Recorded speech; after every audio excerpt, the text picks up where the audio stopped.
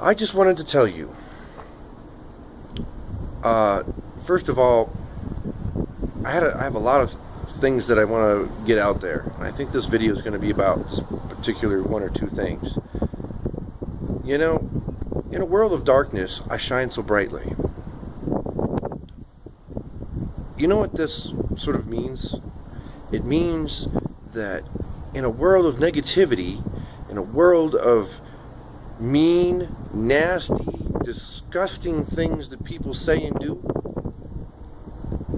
I rise above it. I don't participate in it. I do my own thing. You remember in Sesame Street back in the day when they had that little segment? One of these kids doing their own thing? That's me. I'm that thing that doesn't look like the others, you know? It's not like the others. I do my own thing, you know?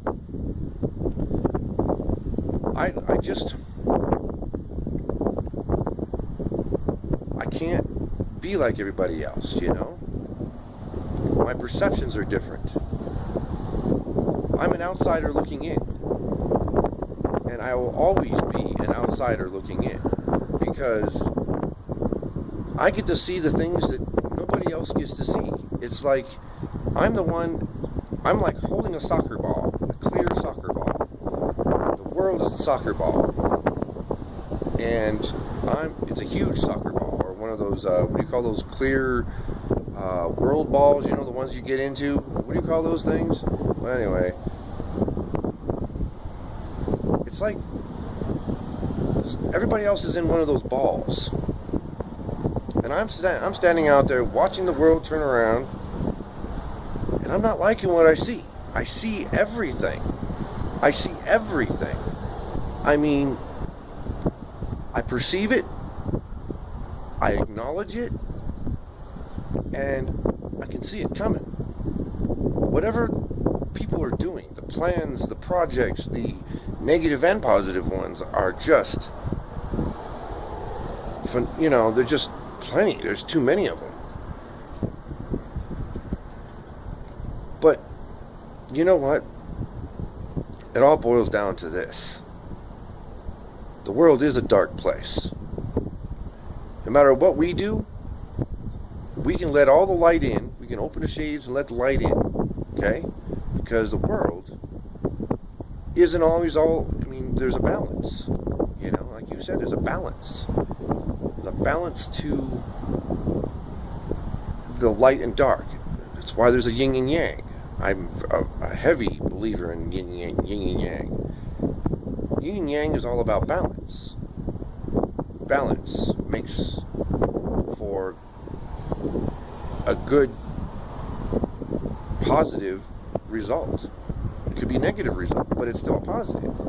And like I say, anything you perceive, okay, anything you perceive in this world, okay, is always you.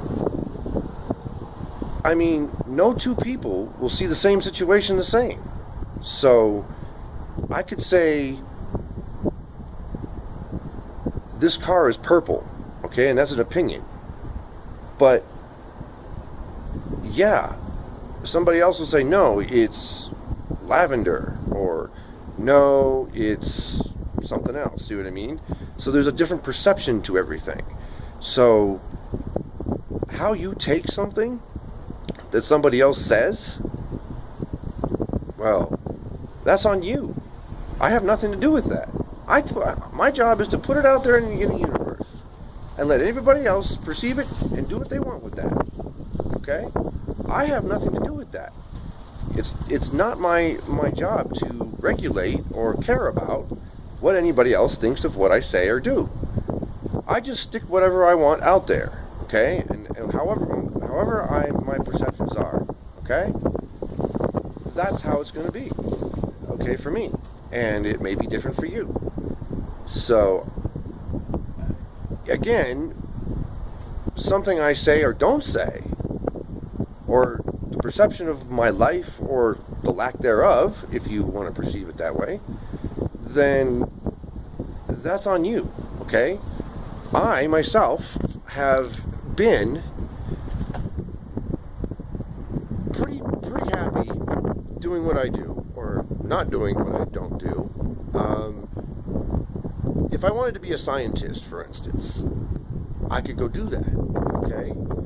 If I wanted to, I don't know, say, go race cars, okay? I've done demo derbies before, okay? I've been, in fact, my estranged wife, when I was with her, I drove for one of my brother-in-laws, her brother, and in his car, because he was too chicken to do it. And I just went into that car, and I totally was willing to do it, but the car broke down, it wouldn't run. It kept breaking down, stalling, and all kinds of stuff, so we just had to sit that one out. But I got jostled around a lot, got rammed into a couple times. It was fun. It's like playing bumper cars with real cars, and dealing with the damage and shock and stuff, so, I've kind of had it hard. But all of that little side note aside, what I need you to know about me, besides you missing me, and missing my comments and all that, and all my video comments, I've been saddled with a lot of legal issues, and not all of them are my fault, okay, not all of them. They didn't start out as my fault, anyhow. I had some neighbors that, for no apparent reason, wanted to, get some kind of revenge on me for some reason. I don't know. I didn't do anything to them, didn't say anything to them, but they decided that maybe I did something to them, and so they were going to take revenge, and so they called animal control on me, okay? I have indoor animals, and they don't go outside, so the fact that, they don't go outside, and don't have contact, with other animals, is neither here nor there, okay? It's the likelihood of them getting or not getting rabies or whatever is very low in my home. And I don't go very far either, so that I won't be tracking it in or having contact with other animals or whatever that might have rabies. So that's the probability is really low. I mean, it's like 2 to 4%. I mean, at the most, okay, based on the math. But the numbers don't lie. Now, I just want you to know, I care about you, Tyrese. I care about you a lot. And yet we don't even have to meet each other. We don't even have to have contact for me to feel that way. Okay? And it's raining like kind of snowy, drifty, rainy, weird stuff around here right now. So if my phone gets all full of water and whatnot, then whatever, Anyway, so I just want you to know that you've been thinking about me, and you've had revelations about me, and you have opinions about me. Okay, that's great. I love opinions because they're debatable. See, opinions are debatable. See, because they're not fact. Okay? It's perception. It's all about perception. Opinions are perception. And they're a direct result of how you perceive the world. Okay? Your experiences have deeply colored that. And everybody, I'm the same way. I'm not even a perfect person. I know I'm not. And I'm proud of that fact. I like doing things that are off the wall, and not just to call attention to myself, because that's just a side note to me. It's the fact that I take pleasure in doing something that isn't against the law, but everybody wouldn't do. I say, oh my God, infants walk around in diapers. Why can't an adult? Because the laws can't discriminate based on, what's the first thing? Age. Okay? And they can't just, in housing, they can't discriminate based on just, disabilities. okay? And if I decide to wear that, then it's no different than wearing a, I don't know, paper swimsuit, for all that matter, you know?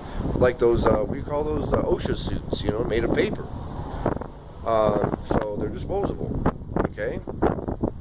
So, you know, it's not about what you wear, it's what's all in here, okay? And what you see and how you feel, what you feel inside there, okay? Most people point to their heart. It's all in here, okay? Everything is inside your head, okay? Even religion, okay? And as I speak on that for a minute, human beings are the only species of animal or mammal with a high enough cognitive ability to create an imaginary being and revere them. There's a Star Trek episode, a Star Trek the Next Generation episode that I want you to see, okay? When I locate it, I will post it to your, or post a YouTube trailer of that, okay? And in Star Trek, The Next Generation, Picard and his crew have long since stopped revering things that they don't understand, or, you know, making them into gods because they seem more powerful than they are, you see? And this is going to open your mind. You ever notice how smart people are never religious? Because they know better. Einstein, Nikola Tesla, just for two examples, two of my top number one people, okay? They may not have been the richest, okay? But they were the smart. They were even smarter than Westinghouse was, okay? He just was more clever enough to steal their ideas and market them and not pay them for anything. See, that's the common of the world. That's what everybody else wants to do. They pile on top of each other and kill each other just for a little bit of money and maybe a pile of money, you know? So, you know, the length of the depravity of things that people will do for greed, okay? And that just says something about our world and how our humans have screwed everything up so far, or thus far. So, I wanted to comment on the fact that several subjects that, you know, what I say and what I do is always on me, just like it is on you. Your perception of what somebody else does and your opinions about what they do is still an opinion, and it's always debatable and not even relevant if the person doesn't care about it. So, you know, what really matters, okay, bottom line, no matter what, I want you to perceive other people a different way. Success means shit, okay? We can't take it with us when we go. All that stuff that you just, you know, are using right now while you're here on Earth is going to be passed on to somebody else. And for the most part, your personal things, probably thrown out in the garbage. That's what happens with old people. You ever notice that? So, I mean, we know that much is true. So everything is disposable, including human beings, that I've come to find out. And I'll deal with that in a minute. Maybe in another video. But I just wanted to say that